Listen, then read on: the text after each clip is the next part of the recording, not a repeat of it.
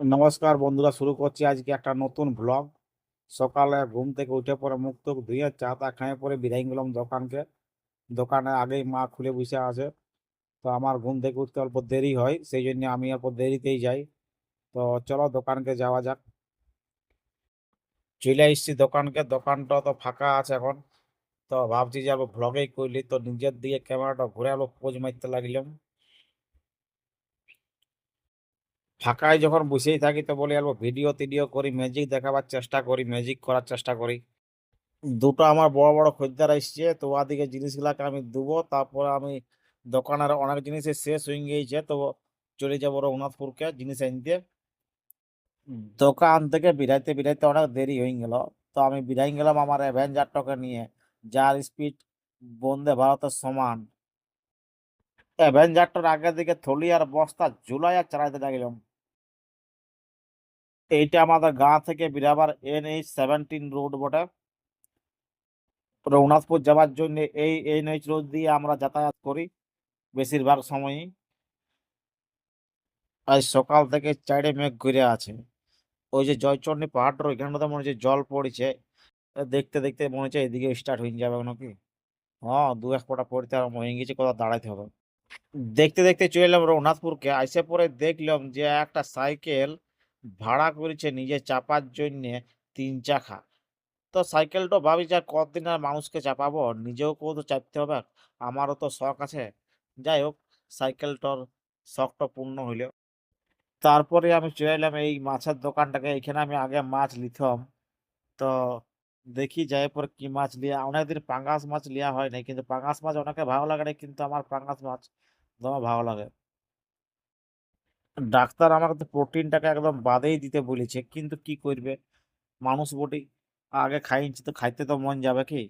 তো যাই হোক, যা হবে হবে, আজকে নিয়ে এলি। এই মাছটা আমার লয়, এটা অন্য লোকের বটে, অন্য লোক লিছে। আমারটা বলছে আছে, ঠিক সাইজের মাছই আছে। বঠিনটা দেখছো কিরকম আছে, রচ রচ রচ রচ নিয়ে নিয়েছে। আর পিস করতে কাটতে কোনো টাইমই লাগে না, দেখো তোমরা। হালকা ছোঁয়া দিলেই যেমন সে কাটান দিয়েছি। এই দাদাটার কাছে আমি আগে অনেক মাছ নিয়েছি, কারণ তখন আমি মাছ অনেক বেশি খেতাম। তো এখন রঘুনাথপুর আসাও কম হয় শরীরের প্রবলেমের জন্য। ওই যা আছে দোকানের কোনো জিনিস দোকানে তবেই আছে, না তো রঘুনাথপুর আসা হয়নি। আমি যে মাছটা নেবো বললাম ওই মাছটা দিয়ে দিনছে। তো 470 গ্রাম ওজন হইছে মাছটা, পাঙাশ মাছ। অনেকের এই মাছটা পছন্দ হয় না যদিও, কিন্তু আমার বরাবরই ভালো লাগে খেতে। আসলে ভালো লাগার কারণ হচ্ছে কাটার কোনো ঝামেলা নাই, ওইটা আমার সব থেকে বেশি ভালো লাগে। বঠিনটা দেখতে পেয়েছো, মাছ কিনতে এসে বেশি দামাদামি ঝগড়া করতে যাই না কিন্তু। আমি মজা করছি যদিও।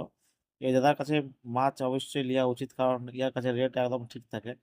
আমি অনেক জায়গায় মাছ নিয়েছি, কিন্তু এইখানে একমাত্র দেখেছি যে রেটটা ভালো।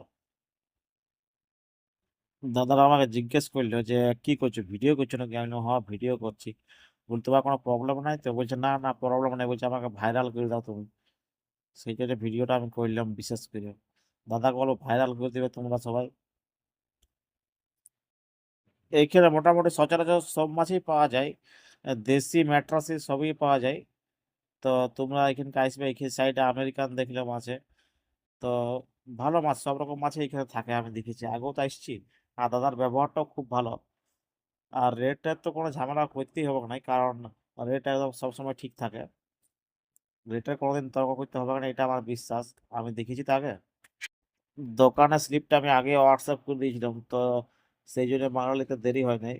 চট চট সাজাইলে আমার হয়ে গেলো। এইখানে আদা রসুন আর লঙ্কা নিয়ে নিলাম। আর এইখান থেকে এবারে বিরিয়ানি যাবো। চলে এলাম বেকারি দোকানটাকে। এইখানে আমি লাড্ডু নেবো, কেন লাড্ডুগুলা দোকানে শেষ হয়ে গেছে, আর এগুলা ছোট ছোট ছেলেগুলা তোমার পছন্দ করে। তোমাদেরকে দেখা দিচ্ছি কোন লাড্ডুগুলা। হ্যাঁ, এই লাড্ডুগুলা তোমার পছন্দ করে ছোট ছোট ছেলেগুলা। তো নিয়ে নিলাম এই লাড্ডুগুলাকে, 3টা নিয়ে নিলাম। কারণ এখন কবে আসে কোনো ঠিক নেই, সেই জন্য একটু বেশি করে আমি নিয়ে নিলাম। খারাপ হবে না, ফ্রিজে ঢুকাই দেবো। লাড্ডুগুলা সাজাবার জায়গায় নেই, উপরটাতে রাখা যাবে না, চার্জ যাতে পড়ে যেতে পারে। সরাই সরাই ভালো করে ঠিক করে রাখতে হবে। দাঁড়াও, আগে রাখে তারপর ক্যামেরাটা করবো। ইয়ার পর আমি এখান থেকে বিরিয়ানি যাচ্ছি। বিরিয়ানি যাওয়ার পর সোজা ঘর যেতে হবে, কেননা 12:30 পেরিয়ে গিয়েছে।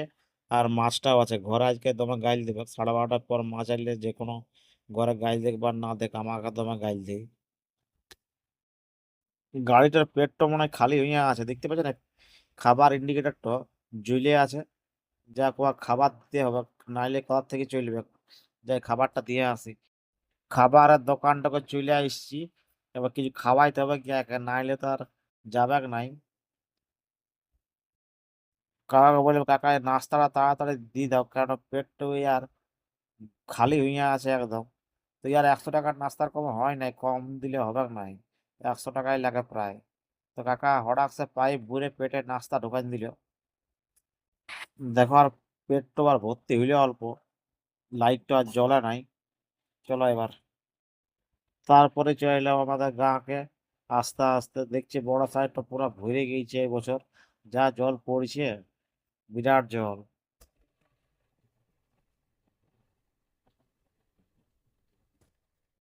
গায়ের ভিতরে আমাদের নদী আছে, যেটা বর্ষাকালে দেখা যায়, দেখতে পাচ্ছ কেমন বইয়ে আসছে জল। এইটার উপরে গাড়ি চালা হচ্ছে ভয়ঙ্কর বিপজ্জনক। এটা ব্রিজ করতে বলতে হবে, তাহলে আর সুবিধা হবে।